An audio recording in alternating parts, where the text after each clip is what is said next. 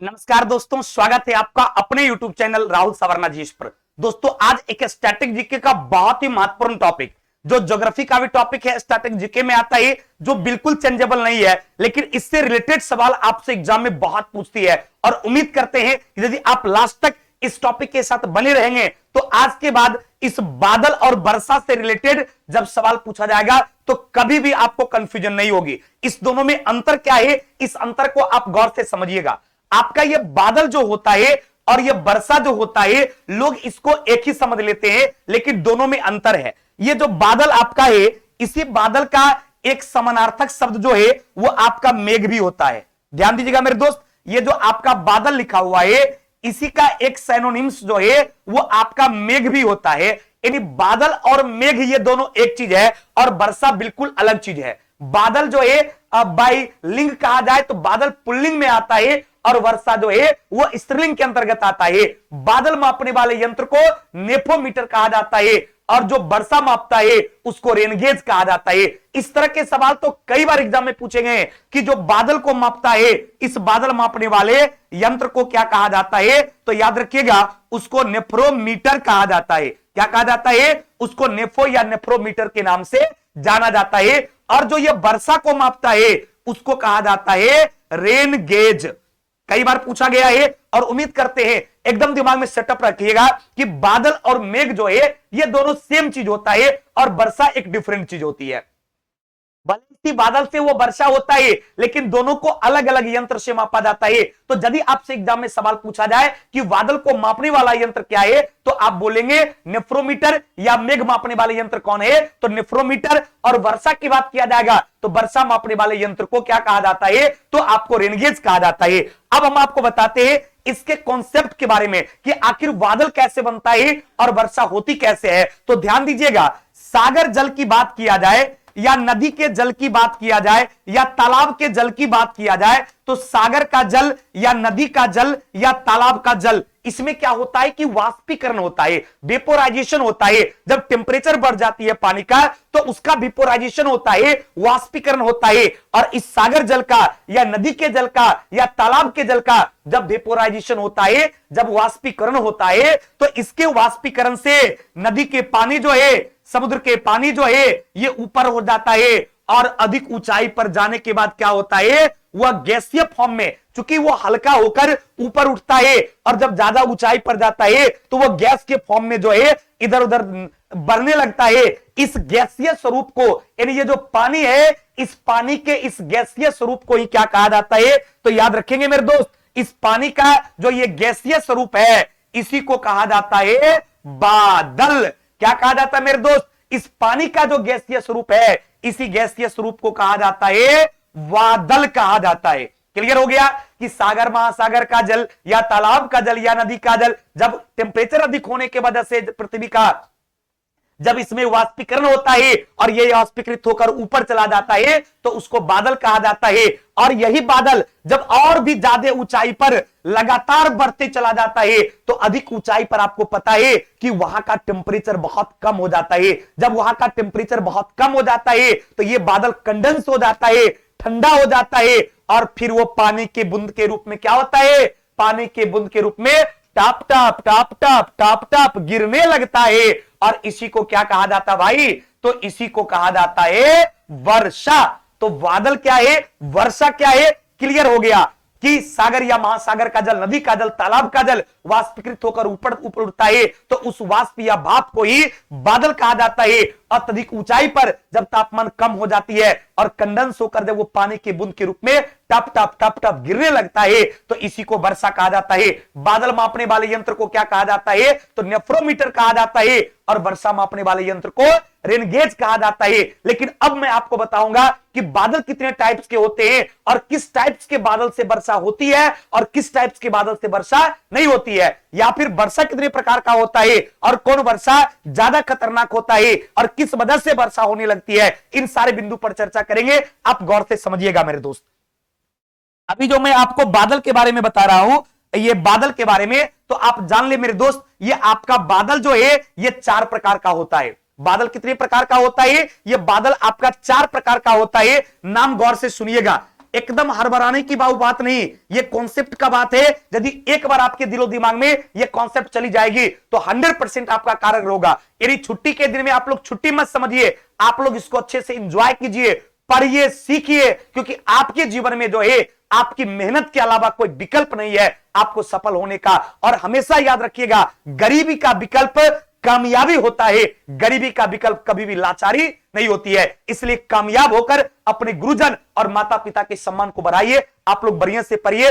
होली अपने जगह पे, दिवाली अपने जगह पे, दशहरा अपने जगह पे, छुट्टी अपने जगह पे, उसको एंजॉय भी करना है और साथ ही साथ आपको पढ़ाई भी करनी है। इसलिए इसको भी देखिए। और यदि साइंस के सीरीज आप अभी तक नहीं देखे हैं, कोई छूट गया है, उसका रिवीजन कीजिए। महामैराथन बीपीएससी का है, बीएसएससी का है, 4 घंटे की लगातार एक वीडियो है महामैराथन का, उसको देखिए। कम टाइम में आपका मैक्सिमम रिवीजन होगा। तो ये सब काम आपको करना पड़ेगा आपको अपने लिए, तब जाकर आप अच्छा कर पाएंगे। तो मेहनत कीजिए और ये मेहनत रंग लाएगी एक दिन, इस पर आप यकीन कीजिएगा, विश्वास कीजिएगा। और अभी समझिए कि बादल के 4 प्रकार कौन कौन सा है। तो एक को कहा जाता है पक्षाभ बादल। कौन कहा जाता भाई? एक को कहा जाता है पक्षाभ बादल, दूसरे को कहा जाता है अस्तरीय बादल, अस्तरीय बादल, तीसरे को कहा जाता है कपासीय बादल, कपासीय बादल, और चौथे को कहा जाता है काला बादल। चौथे को क्या कहा जाता भाई? काला बादल। तो बादल कितने प्रकार के हो गए? तो बादल 4 प्रकार के हो गए। कौन कौन? पक्षाभ बादल, स्तरीय बादल, कपासीय बादल और काला बादल। ध्यान रखेंगे, आपका पक्षाभ बादल जो है ये सबसे अधिक ऊंचाई का बादल होता है, जो कौवे के पंख के जैसा होता है, इन द सेंस सिलेटी कलर टाइप का होता है। बहुत ऊंचाई पर जो आपको बादल दिखता है वो बादल आपका पक्षाभ बादल होता है। याद रखना मेरे दोस्त, इस बादल से वर्षा नहीं होती है। यानी पक्षाभ बादल जो होता है उससे रेयर केस कभी कदाल वर्षा होती है, अन्यथा उस बादल से वर्षा नहीं होती है। किस बादल से? पक्षाभ बादल से वर्षा नहीं होगी। क्योंकि इस तरह के जब सवाल पूछे जाते हैं ना, बच्चा माथा नोचने लगेगा कि बाप रे बाप, कौन स्टैटिक जीके पूछ दिया, कहां का। इस बार बीपीएस देखे थे, एनटीपीसी ग्रुप डी में स्टैटिक का इस तरह का सवाल था। कभी कभी 4-5 क्वेश्चन देता है बीपीएससी में, कभी बीएसएससी में, कभी लगभग 8 से 10 क्वेश्चन दरोगा वाला बिहार पुलिस में पूछ देता है। तो बच्चा कहता बाप रे बाप, ये सब क्वेश्चन जो है ना सर आउट ऑफ सिलेबस। नहीं आउट ऑफ सिलेबस बाबू, क्योंकि जो एग्जाम में इस तरह के सवाल पूछते हैं वो आप पढ़ते नहीं है, और जो पढ़ते हैं आप लोग वो पूछता नहीं है, तो आपको गड़बड़ा दे भी करेगा। इसलिए आप हमारे चैनल को फॉलो कीजिए। मैं आपको, चूंकि मैं एक लेखक हूं, एसपीडी पब्लिकेशन से हमारी साइंस की बुक आती है बाबू, और मैं प्रत्येक वर्ष जितने एग्जाम होते हैं उसके क्वेश्चंस को देखते हैं, उसको सॉल्व करते हैं। मेरी नजरों से गुजरा हुआ क्वेश्चन होता है, तो मुझे क्वेश्चंस का आइडिया है कि एग्जाम में क्या होंगे। इसलिए बच्चे कहते हैं सर आपके मटेरियल से 100% सवाल आता है। इस बार देखिए बीपीएससी उतना टफ पूछा, तो बच्चे ने सिर्फ बोला कि सर 3-4 क्वेश्चन ही ऐसे थे जो नहीं बना, बाद बाकी सब आपके मटेरियल्स में था या आपने पढ़ा चुके थे।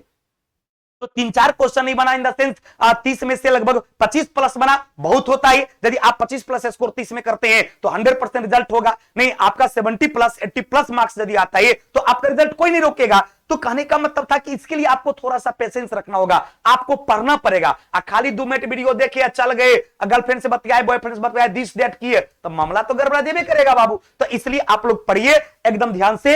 हमारी चैनल की हर एक वीडियोज आपके एग्जाम में एक रामबाण साबित होगा, आपके एग्जाम में बहुत पॉजिटिव रहेगा। इसलिए उसको अनुसरण कीजिए और एक कॉपी बनाइए और उस पर बढ़िया से नोट कीजिए। जितनी भी आप नई चीज सीखते हैं बहुत मजा आएगा। चला क्लियर? चलिए ध्यान देखिए बाबू, तो आप पक्षाभ बादल पर क्लियर हो गया कि सबसे अधिक ऊंचाई पर का यह बादल होता है, कौवे के पंख जैसा कलर होता है, इसलिए इसको पक्षाभ बादल कहा जाता है और इस बादल से वर्षा नहीं होती है। दूसरा आपका है अस्तरीय बादल, यह उससे थोड़ा कम ऊंचाई पर आता है। अस्तरीय बादल को सुनाला बादल भी कहा जाता है, जो अलग अलग रंगों का, लाल पीर हरियर टाइप का बादल देखे होंगे आकाश में, यानी अलग अलग रंगों का जो बादल देखते हैं वो आपका अस्तरीय बादल कहलाता है और उस बादल से भी वर्षा नहीं होती है। यानी पक्षाभ बादल और अस्तरीय बादल जो है, इस दोनों बादल से वर्षा नहीं होती है। तीसरा आपका है कपासीय बादल, जो एक मध्यम ऊंचाई बादल, एकदम नीचे से एकदम काफी कम ही ऊंचाई पर आपको उजले उजले कलर का यह बादल जो दिखता है, इसी को कपासीय बादल कहा जाता है।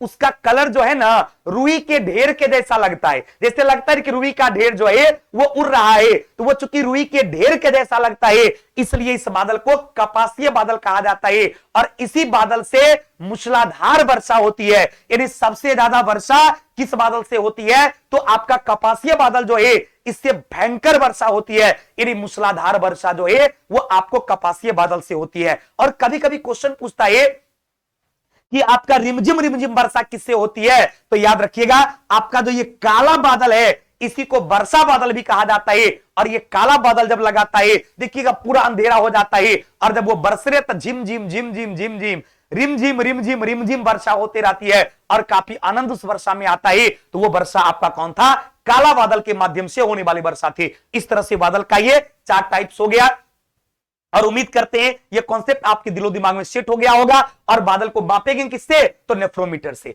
अब यदि वर्षा की बात किया जाए तो वर्षा जो है ये मेरे दोस्त 3 प्रकार का होता है। और वर्षा मापने वाले यंत्र को क्या कहा जाता है, रेनगेज कहा जाता है। कभी कभी सवाल पूछता है, एकदम गौर से सुनिएगा, कि पूरे विश्व में वर्षा कितना सेंटीमीटर औसतन होती है, भारत में कितना सेंटीमीटर होती है, बिहार में कितना सेंटीमीटर होती है। तो इस डाटा को मेरे दोस्त याद रखिएगा। यदि आपसे पूछा जाए भारत के बारे में कि भारत में औसत वर्षा कितना होती है, तो याद रखिएगा 180 सेंटीमीटर। भारत में औसत वर्षा कितनी होती है, 180 सेंटीमीटर। यदि आपसे विश्व की बात कही जाए कि विश्व में औसत वर्षा कितनी होती है, तो 100 सेंटीमीटर। याद रखिएगा विश्व में औसत वर्षा कितनी होती है, पूरे वर्ल्ड लेवल की बात किया जाए तो विश्व में औसत वर्षा जो है वो 100 सेंटीमीटर होता है। भारत में औसत वर्षा जो है 180 सेंटीमीटर होता है। और अपने बिहार की बात किया जाए तो याद रखिएगा आपका बिहार जो है, इस बिहार में औसत वर्षा जो है 112 सेंटीमीटर होती है। बिहार में 112 सेंटीमीटर, विश्व में 100 सेंटीमीटर, और भारत में 180 सेंटीमीटर जो है वो वर्षा होती है। क्लियर। अब वर्षा के टाइप में वर्षा 3 प्रकार का होता है। एक को कहा जाता है पर्वतीय वर्षा। क्या कहा जाता भाई, एक को कहा जाता है पर्वतीय वर्षा, दूसरे को कहा जाता है संवहनीय वर्षा। संवहनीय वर्षा, ध्यान देना बाबू। नहीं बादल, ये वर्षा कितना प्रकार का होता है, तो आपका वर्षा जो है ये 3 प्रकार का होता है। एक को कहा जाता है पर्वतीय वर्षा, दूसरे को कहा जाता है संवहनीय वर्षा, और एक को कहा जाता है आपका ज्वारीय वर्षा। कौन वर्षा भाई, तो एक को कहा जाता है ज्वारीय वर्षा। तो गौर कीजिएगा कि ये वर्षा का टाइप में कौन कौन सा है। तो पर्वतीय वर्षा का मतलब होता है जब बादल जो है किसी पर्वत ढलान के सहारे, जैसे मान लिया जाए ये पर्वत है, अब इधर से बादल जाकर टकराती है, तो बादल चूंकि हल्का होती है तो जैसे वो पर्वत से टकराती है तो पर्वत से टकरा कर क्या होती है, ये ऊंचाई पर चली जाती है। यानी पर्वत के इस नुकीले भाग पर के सहारे ये ऊंचाई पर जाती है, और अत्यधिक ऊंचाई पर जाने के बाद जब टेम्परेचर कम होता है तो ये बादल वर्षा के रूप में कन्वर्ट हो जाती है और बारिश करवाती है। तो इस वर्षा को क्या कहा जाता है, पर्वतीय वर्षा। क्या कहा जाता है, उसको पर्वतीय वर्षा के नाम से जाना जाता है। और याद रखिएगा इस प्रकार की वर्षा जो है, पर्वतीय प्रकार की वर्षा में पर्वत के एक ओर तो वर्षा होता है लेकिन दूसरी ओर जो है वर्षा नहीं होता है। तो कभी कभी सवाल आपसे करता है कि पर्वत के दूसरी ओर जिधर वर्षा नहीं होता है उसको क्या कहा जाता है, तो उसको कहा जाता है वृष्टिच्छादित प्रदेश। क्या कहा जाता है, वृष्टिच्छादित प्रदेश। जैसे राजस्थान की बात करेंगे तो राजस्थान के पूर्वी ओर जो है वर्षा होती है लेकिन पश्चिमी ओर वर्षा नहीं होती है, यानी वो क्या है, वृष्टिच्छादित प्रदेश है। यानी वहां मरुभूमि बन जाता है, और जिधर वर्षा होती है उधर मरुभूमि नहीं बनता है। तो ये आपका हो गया पर्वतीय वर्षा, चूंकि पर्वत ढलान के सहारे ये वर्षा हुई थी। क्लियर। दूसरा है आपका संवहनीय वर्षा।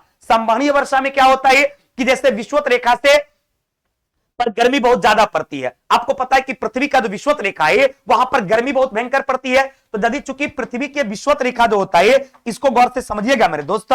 जैसे ये आपका अर्थ हो गया, ये आपका पृथ्वी हो गया, तो पृथ्वी का जो ये बीच वाला होता है 0 डिग्री, ये आपका विषुवत रेखा कहलाता है। तो यहां पर चूंकि टेम्परेचर बहुत अधिक होता है, तो अधिक टेम्परेचर होने की वजह से क्या होगा कि विषुवत रेखा से जो है गर्मी ऊपर की ओर बढ़ती है। अर्थात वहां का जल जो है वो वाष्पीकृत होकर ऊपर की ओर बढ़ती है, मतलब कहां जाती है, तो आपका एक नॉर्थ पोल की ओर जाएगी और इधर आपका साउथ पोल की ओर जाएगी, इधर नॉर्थ पोल की ओर उधर साउथ पोल की ओर जाएगी। तो ये चूंकि गर्म और आर्द्रयुक्त वायु है, ये हल्का होकर ऊपर जब उठेगी तो ऊपर में ठंडा होगा। चूंकि आपको पता है कि पृथ्वी के दोनों ध्रुव पर ठंडा पाया जाता है, तो चूंकि पृथ्वी के दोनों ध्रुव पर ठंडा पाया जाता है, तो इस ठंडा होने की वजह से क्या होगा, यहां का टेम्परेचर कम होगा, तो वो आपका जो वाष्प था वो संघनित होकर पानी में कन्वर्ट होगा और वर्षा करवाने लगेगी। तो इस वर्षा को क्या कहा जाता है, आपका संबानीय वर्षा कहा जाता है। और ज्वारीय वर्षा की बात करेगा या चक्रवातीय वर्षा की बात करेगा, तो उसमें क्या होगा कि समुद्र के तरफ से